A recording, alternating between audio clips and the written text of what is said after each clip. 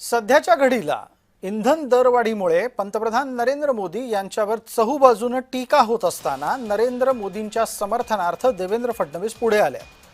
पंतप्रधान नरेंद्र मोदी यांनी देशाचा आर्थिक पाया अधिक भक्कम केला असा दावा त्यांनी मुंबईमध्ये केला।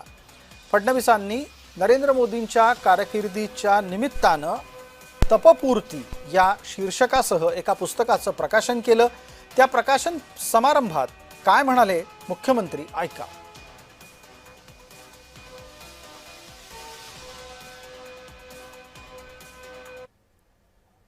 अर्थव्यवस्था म्हणून भारताने केलेली प्रगती ही थक्क करणारी प्रगती आहे। आपल्या भारताचा जीडीपी जो 2013-14 साली 103 लाख कोटी होता, आज तो जीडीपी 357 लाख कोटी पर्यंत पोहोचलाय। म्हणजे 10 वर्षांमध्ये 3 पटीने आपला जीडीपी या ठिकाणी वाढलेला आहे।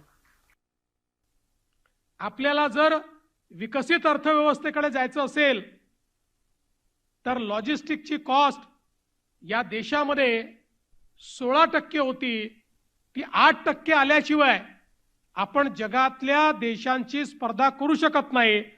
आणि म्हणून रोड, पोर्ट, एअरपोर्ट, रेल्वे या सगळ्या इन्फ्रास्ट्रक्चरमध्ये गुणात्मक आणि संख्यात्मक बदल आणण्याचं काम हे मोदीजींनी करून दाखवलं।